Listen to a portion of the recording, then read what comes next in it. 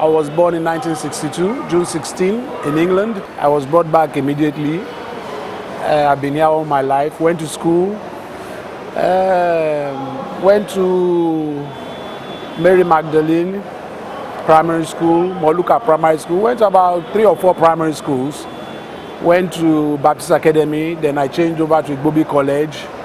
My father withdrew me from school in protest for other students because Obasanjo put soldiers in school at that time. I was very happy, Sha. Now today, I understand how important education is for my son. So I make sure I encourage him to go to school. As a young boy, nobody, I don't think, out of 10 children, maybe 5, 6, 7 don't want to go to school. So we all don't want to go to school, but it's very important for parents to let their children see the importance of school. We have to understand education of today and education my father's time. So at the time my father went through Abeokuta Grammar School, came out, went to England, came back, came to Nigeria, saw what was going on. Probably he did not see, and then he was talking about the effects of colonialism on our people. He didn't want his children to have that kind of colonial mentality with this kind of colonial education. So he was very much against this kind of education.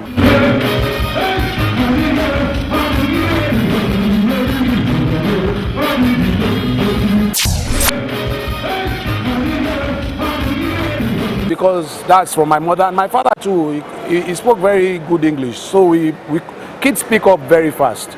If you put a kid in a house where there's an Igbo man, Hausa, Yoruba, Calabar man, you'll be surprised by the time he's 15, he will speak all those languages.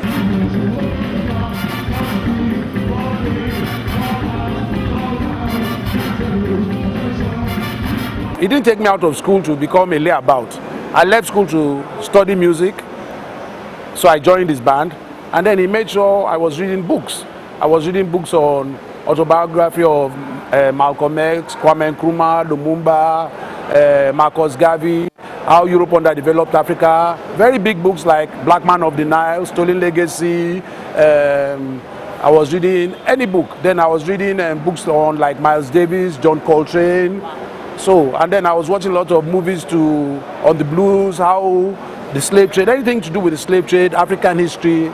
So I'm very vast in our history or the slave trade era or what colonialism did to Africa, or all these things, which I try to pass on to my own children as well.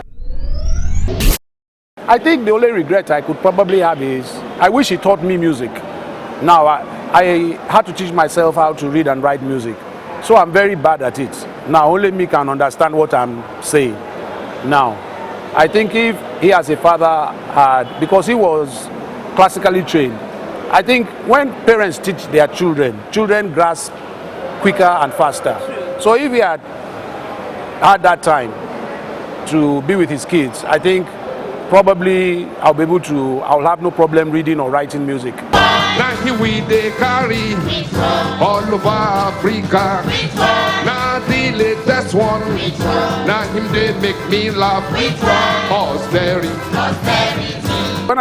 Before he died, and I asked him that same question, why he could have taught us. He asked me a question. He said, "Are you famous?" Wonder had come out. I was very famous. Are you making money? I was starting to make money. What's your problem? What does a man, can you feed your family? I was feeding my family. So all the credentials to be a successful man, I was starting to have. So he says he rests his case.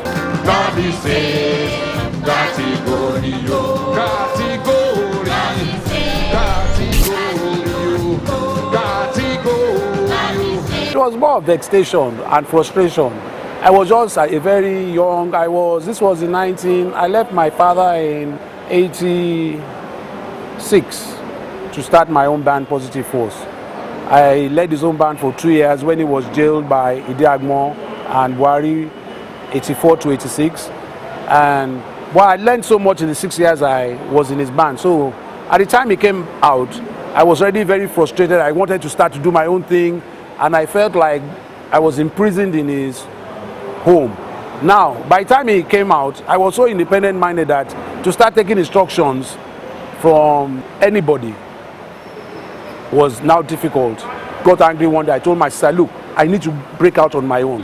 I need to do my own things. I have this desire in me that I can't live under the same roof anymore. And she was, no, you have to spend time with her. And I just said, okay, I'm not going again. My whole house just went, you can't do. We are going to drag you back. I said, I'm not going. And everybody was saying, you are going crazy. You will go back. And it was a very big deal because in Africa, to fight your father or to be against your father, and a father like Fela, everybody turned against me. It was instant hatred, press. Maybe 1 or 2 press guys supported me, but it was, I mean, we'll have a concert, only 3 people will come to my show. It was for between 86 and 91. It was like impossible to survive.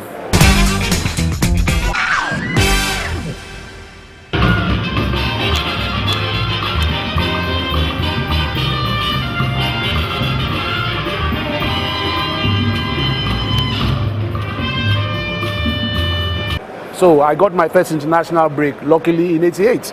I think the greatest thing I could have done is building the shrine. I think at the time we built the shrine, when everybody was like, the whole shrine was taken from us. It was in at the death of my father, there was so much stress. It was unbelievable. And then I lost my cousin, I lost my sister. I was now heading my own section of my mother's side of the family. Everybody was relying on me for so much. I had to keep on touring, and we had nowhere to play.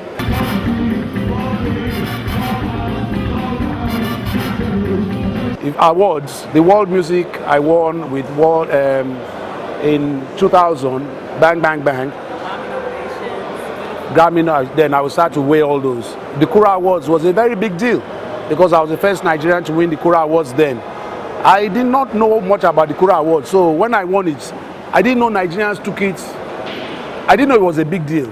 So we arrived, and we just saw thousands of Nigerians at the airport to welcome me. I was quite embarrassed, and they walked with me from the airport all the way to my father's house. I wish my father was still alive. I wish my sister was alive.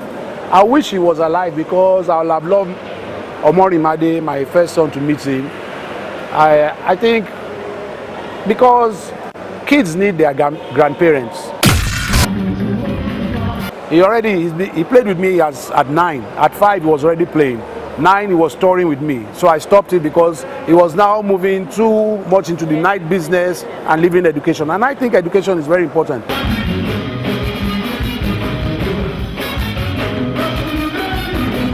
I think the best way for him to go is, in 10 years' time, if he's not musically trained, he probably will not find it as easy as me.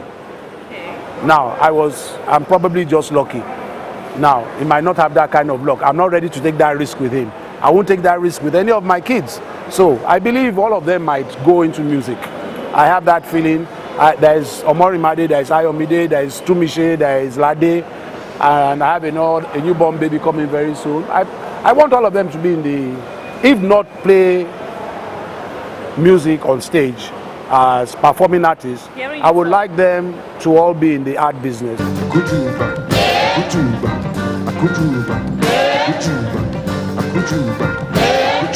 Yes, that's very important, because first of all, I was probably the only one fighting for Fela on Broadway to come to Nigeria. Not to Nigeria per se, to the shrine.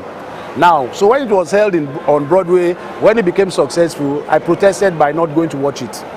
Now the guy, Steve Handel, who is putting a lot of money behind this program, now says, he comes to my hotel room in New York and says, look, you have to come and watch this. The cast want you there. Everybody, how can you, Fela, so not come and watch this? I said, for only one reason, and I told you from day one. Yes, Fela on Broadway is great, but it's of no significance to me if Fela doesn't come to the shrine. I think it's very important to pay homage to the shrine. So you need to bring it. So he promised me that he will make sure it comes to the shrine. So that was the promise he gave me. So I now went to watch the performance on Broadway. And then I went to watch it in England. Remind him that you promised to bring it to the shrine. No? Now, I think they have done a deal with some people in Nigeria to bring it to Nigeria. I don't care where it goes. It has to come to the shrine. You know, go ask me.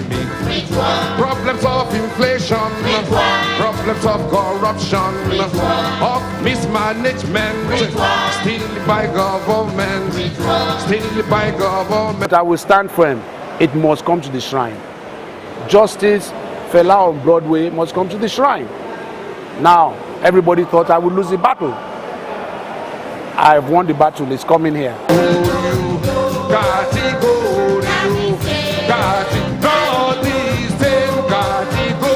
Now Nigerians, I read in some papers, are complaining the play is too American, the play is too this, the play is too that. They are missing the point. First, the point is Americans appreciated this man. They saw justice by taking this man and presenting this man to their people. They were not presenting Fela on Broadway to Nigeria or Nigerians in America. They wanted the average American to be able to understand the artists, the political activists, Fela and KUTI. His story is fascinating. This man married 27 wives in one day. The average American said, 27 wives in one day, God damn, what, you know, they will freak. So they wanted to take this man and present to the American public. If they take this man and present it the Nigerian way to the American public, the average American ain't going to understand what they're saying, because they speak like, hey man, what am I saying? Goddamn shit. If we speak like Nigerians to the American will be saying, what they say, what they say, and that play they will never understand. What they say, what they say. So they are taking this Nigerian and presenting it to the American public.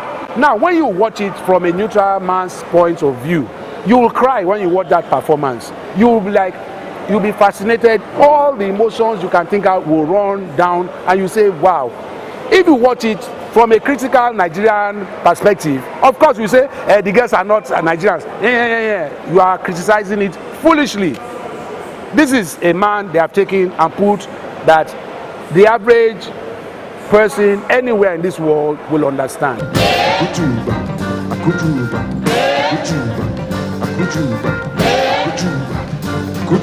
I think it's not about that for me.